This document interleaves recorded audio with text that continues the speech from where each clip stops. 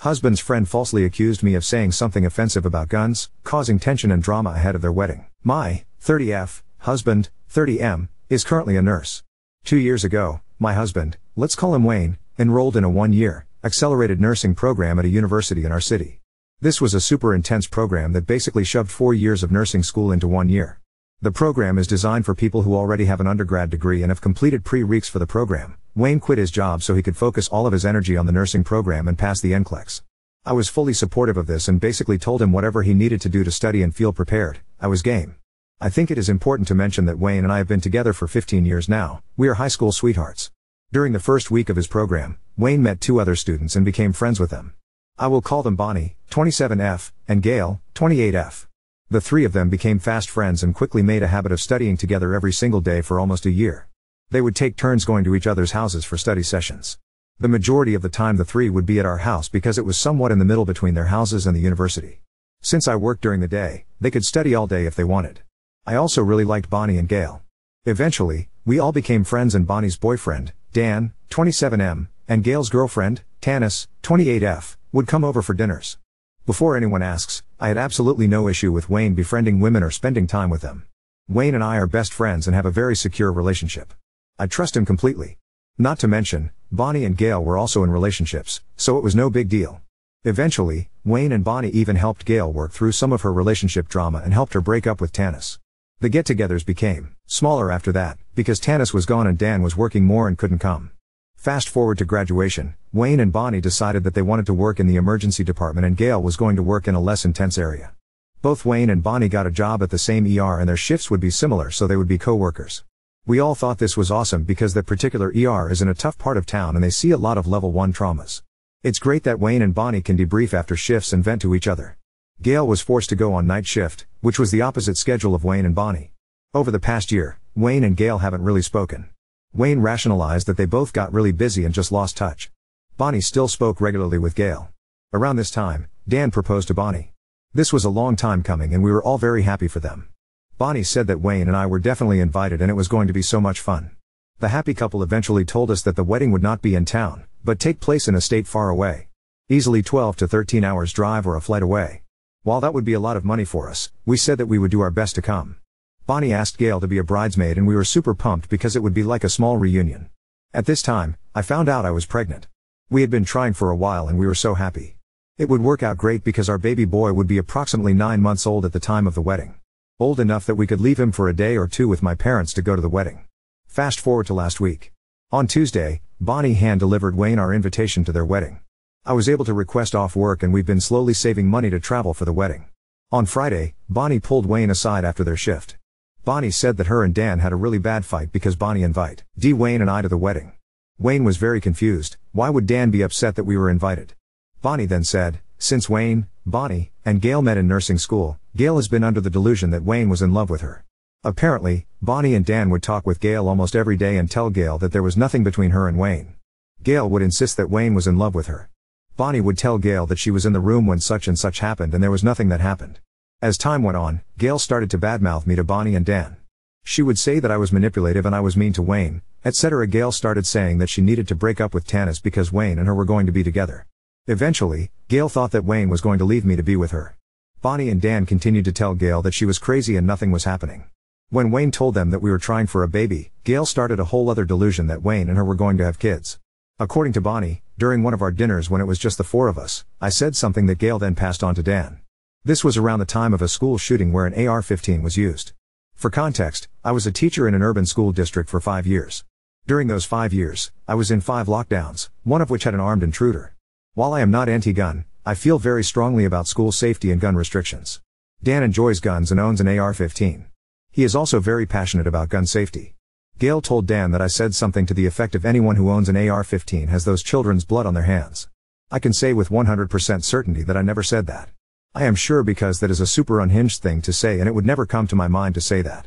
If anything, I would have said that AR-15 shouldn't be so readily available to citizens and there should be restrictions in place as these tragedies don't happen. Regardless, Gail told Dan that I allegedly said this. According to Bonnie, Gail talked to Dan without Bonnie present and she was unaware that this conversation had taken place. Dan was very angry and hurt by what Gail said and chose to internalize his anger towards me. Apparently, Dan decided he no longer wanted to see Wayne and I and lied about his work schedule so as to not attend dinners with us.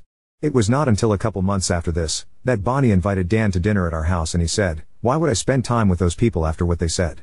Bonnie was confused and then Dan told her what Gail told him. Bonnie told Dan that those words were never spoken and Gail was lying. By this point, Dan had convinced himself that I had said those things and didn't believe Gail would lie. When they graduated from nursing school and started working, they stopped hanging out as much because of their schedules. Gail took this as Wayne ghosting her and breaking up with her. Gail continued to badmouth me and Wayne. When Dan found out that Bonnie had given us a wedding invitation, he was livid. He felt that Bonnie went behind his back to invite us even though we heard him. When Wayne reiterated this to me, I was shocked. We had been completely in the dark about this whole thing for 2 years. Bonnie had been acting like nothing was wrong. After almost every shift, Wayne and Bonnie talk on the phone. Not once has she even mentioned anything about this. Gail is still in the wedding party despite this. Dan still hates us. Bonnie wants Wayne and I to be at her wedding and says, she can't get married without her best friend, Wayne / there. Firstly, Bonnie has lied by omission for 2 years. Frankly, I don't trust Bonnie anymore. I am skeptical that we have all of the information and there isn't something more at play here. Secondly, I am offended that Dan would think that I said those things. And I'm shocked he would be. Lindley believe Gail, especially after her delusions about Wayne. Thirdly, why would I want to go to a wedding where Gail is a bridesmaid? Who is to say she doesn't start something and cause a scene? Also, why would I want to spend thousands of dollars to travel to a wedding where I am uncomfortable? And I'm leaving my baby? While Wayne is as confused as I am, he still wants to go to the wedding. He has trauma bonded with Bonnie through work and values her as a friend. While I understand this, I cannot get over this. Bonnie is trying to talk to Dan and convince him that we are good people and Gail twisted everything. Honestly, after being left in the dark for 2 years, I don't want to have to convince anyone that we're innocent in this. If anything, we should be getting an apology from all parties. Wayne and I are currently still waiting to hear from Bonnie about her talk with Dan and Gail. As of right now, 5/21, Gail is still a bridesmaid and Dan still doesn't want us at the wedding. Am I wrong for feeling this way? What would you do? ETA, the term trauma bond is what my husband and Bonnie use all the time. That is how they describe their relationship since working in the ER together. It is half said as a joke, half in truth. Wayne also expressed that he did not want to go to the wedding if Gail was there. The main reason being that we don't want to risk there being a scene and potentially ruining Bonnie's wedding. Bonnie has also mentioned that she is considering removing Gail from the wedding party. But she is afraid to do that because she doesn't want to trigger her or cause her to spiral or hurt herself. Gail has also been going through some mental health crises over the past year which contributes to Bonnie being hesitant to ask her to bow out. I am not defending Bonnie or Gail but understand Bonnie's hesitation. 8/2, I am not currently pregnant. I had my son in January, and he would be approximately 9 months old by the time the wedding took place. Update 1. Since I left off, Wayne and I spoke and thought it was only fair that we reach out to Gail. As many of you pointed out, we have only gotten Bonnie's side of the story. Gail admitted to having a crush on Wayne, but denied everything else. As previously established, Gail is untrustworthy so I take her response with a large grain of salt. Wayne and I screenshotted the texts and sent them to Bonnie. We made it very clear that we are not keeping anything secret and we assumed that Gail would immediately reach out to Bonnie to let her know we reached out. Bonnie was upset that we talked to Gail and didn't know what we hoped to gain from that. Bonnie went on to say that her life is exploding and us wanting more information is valid but it's not helping her. What made me laugh is that she said she wished, she / would have had a say in how the interaction was navigated. Like yeah, same girl. I wish we would have had the option to choose how to respond to, but I digress. Bonnie decided to call Wayne. I was at work, so I couldn't be privy to the conversation. By Wayne answering the call, I am aware that it opens him up to manipulation which I did point out to him after the fact. Long story, already way too / long, Bonnie said that her and Dan are having issues separate from this whole ordeal so this situation is adding fuel to the fire. I know, no shit, us reaching out to Gail, stirred up additional shit for Bonnie, x2. Wayne told Bonnie that he knows that she has a lot going on but that doesn't negate what she did to us. Essentially telling her that this is a result of her own actions. Bonnie asked Wayne, do you want to step back from our friendship? Wayne said no. I can feel your disgust, just keep reading. When Wayne is relaying this to me, I am trying to remain composed and let him finish. This is basically the cliff notes of what I told him. I gave Wayne time to process all of this information. Honestly, I didn't want a response right then and there because I want him to have confidence in his decision knowing all the possible ramifications. Wayne ended up saying that he doesn't consider Bonnie a friend, and hesitated before because he is so sad and disappointed in Bonnie. I think he had trusted her so much and since all of this goes against her perceived character, it is a lot to process for a logical person. This whole thing is so immature and childish that you want to rationalize everything into something more complicated in hopes that all the dots will connect. Because this is so illogical, Wayne had a tough time seeing this clearly. I told Wayne that we should tell Bonnie that things are not okay with us, but she needs to sort her shit out and decide where her priorities lie. Wayne was hesitant at first to do this because he didn't want to trigger Bonnie and make her feel worse. I pointed out that Bonnie used that same train of thought for Gail and look where she is. While we are not telling Bonnie that we are cutting her off, we are simply pausing our argument so she can figure out her relationships.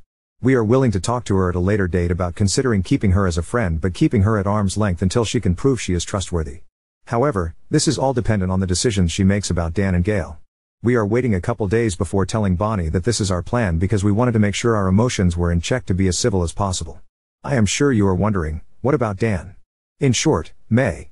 If he is so fragile about guns and cares so little then to just ask about something so trivial? Whatever. In the best possible outcome, we would still have little to no contact with Dan. As RuPaul says, what other people say about me is none of my business.